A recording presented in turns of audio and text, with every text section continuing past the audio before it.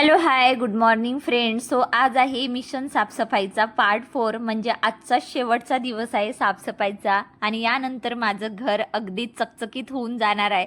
चला मग सुरुवात करूया माझ्या लिव्हिंग रूमपासून. ॲक्च्युली इथे ना चिवचा फोटो मी लावलेला होता, सो तो काही कारणामुळे पडून गेला. सो डबल टेपनी चिपकवलेला होता, परत डबल टेप लावून ना त्याला मी परत चिकटवण्याचं काम इथे करते आहे, पण तो काही चिपकतच नव्हता. म्हणून एक बॅट घेतली आणि छान ठोकून ठोकून जे आहे ना त्या फोटोला मी इथे चिपकवून दिलेला आहे.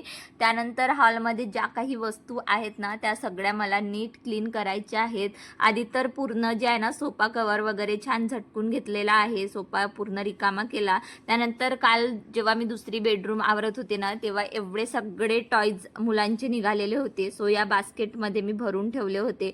आता हे सगळे टॉयज जे आहे ना मला सॉर्टिंग करायचे आहे, कारण यामध्ये बऱ्यापैकी असेच काही टॉयज आहे जे काही कामाचेच नाही आहेत, काही गेलेले आहेत, तर काही म्हणजे असे टेडीज आहेत ज्याचे हात गेले, पाय गेले आणि अगदी जुने झालेले आहे. काही टेडीज छान आहेत जे मला आता वॉश करायचे आहे.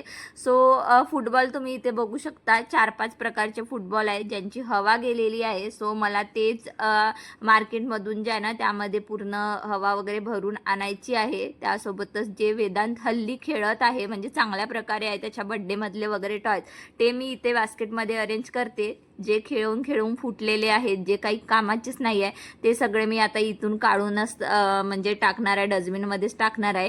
कारण आपण कितीही म्हटलं तरी घरात मुलं असले की खेळण्यांचा पसारा तो जास्तच होत असतो. आणि बऱ्यापैकी माझे दोनही मुलं आता मोठी झालेले आहेत, ज्यामुळे जे अगदी छोट्यापणीचे खेळणं होते ते तर मी इथून काढून टाकले. जे काही म्हणजे त्याचे बॅट, क्रिकेट बॅट होती, जे काही त्याचे बॉल होते ते सगळे मी इथे एका म्हणजे टोपल्यामध्ये ऑर्गनाईज केलेलं आहे. आणि खरंच सांगू तर असं सॉर्टिंग केल्यानंतर ना मन खूप हलकं वाटत असते. जे काही मला वापरायचेच नाहीत ना ते मी अगदी म्हणजे जे युजलेस आहेत ते मी बाहेर काढून टाकले. जे चांगल्या कंडिशनमध्ये आहेत ते मी इथे ठेवलेले आहे. त्यानंतर टी व्ही जवळचा जो हा काचेचा कोपरा बघत आहे ना, म्हणजे कोपऱ्यात आम्ही असं काच लावलेला आहे, तो मी क्लीन करायला घेतलेला आहे. कारण तिथे खूप दिवसापासून धूळ साचली होती आणि कोपऱ्यात असल्यामुळे ना माझं लक्षही कमी जाते तिकडे. म्हणून आज ठरवलं हॉलमधला एक एक कोपरा क्लीन करायचंच आहे. आता हळूहळू या लिव्हिंग रूममध्ये जितक्या वस्तू आहेत ना त्या सगळ्या मी नीट अँड क्लीन करून घेणार आहे. सो या काचेवर शक्यतो मी काही डेकोरेटिव्ह वस्तू ठेवलेल्या आहेत, जसं बडीशेपचा डब्बा असतो छोटा मोठा, त्यानंतर 1-2 आर्टिफिशियल प्लांटर ठेवलेले आहेत. चिवच्या पप्पाला मिळालेलं एक छोटंसं असं त्यांना असं मिळालेलं होतं प्राईज मेडल टाईप, ते मी इथे असं मंथन म्हणून आहे त्याचं नाव, ते मी तिथे ठेवलेलं आहे कोपऱ्यामध्ये.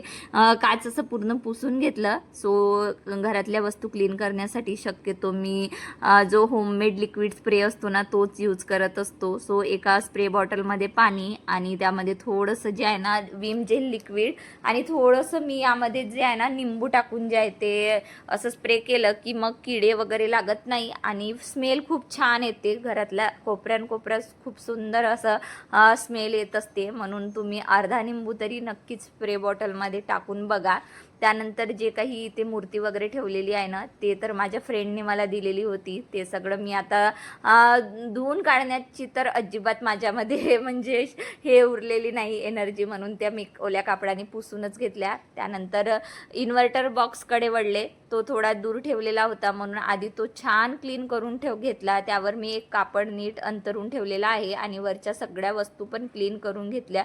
त्यानंतर टी व्ही टेबल छान कापडाने पुसून घेतला, कारण रोज तिथे मुलांची बुक्स वगैरे पडलेली असायची. पण आता सगळं नीट अरेंज झालेलं आहे बऱ्यापैकी माझं घर, म्हणून ते पूर्ण टी व्ही टेबल वगैरे रिकामं झालं. त्यानंतर टी व्ही पूर्ण क्लीन करून घेतली आणि लगेच कूलर पण पुसून घेतला, कारण आता समर सुरू होणार आहे आणि कूलरचा खूप यूज होणार आहे. म्हणून आधीच त्यानंतर कीप ठेवण्याचं बोर्ड, त्यानंतर स्विच बोर्ड्स, डोअर असं सगळं मी पुसून घेतलं. आणि हॉलमध्ये ना भरपूर जाळ्या झालेल्या होते.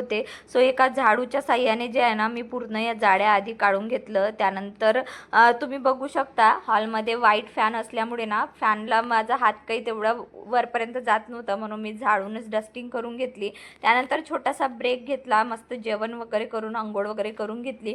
काही कपडे होती मुलांची वगैरे ते सगळे वॉश करायचे होते. सो ते सगळे वॉश करून इथे मी स्टँडवर जे आहे ना ते टाकून देत आहे. कारण काय झालं ना ऊन भरपूर आहे आणि मग हा कपडे धुण्याचा थोडासा टाईम जर मिस झाला ना मग खूप दुपारी कपडे धुवायलाही कंटाळा येतो आणि मग बऱ्यापैकी ते सुकतही नाही. आणि आजकाल हल्ली काय होत आहे ना, सायंकाळ झाली की खूप जोराचा वारा सुटतो, म्हणून मी कपडे वगैरे क्लीन करून घेतले. त्यानंतर रात्री डायरेक्ट क्लिनिंगला सुरुवात केली. सो मला थोडंसं डोळ्यामध्ये इन्फेक्शन झालेलं होतं, कारण सारखी 8 दिवसापासून क्लिनिंग सुरू होती.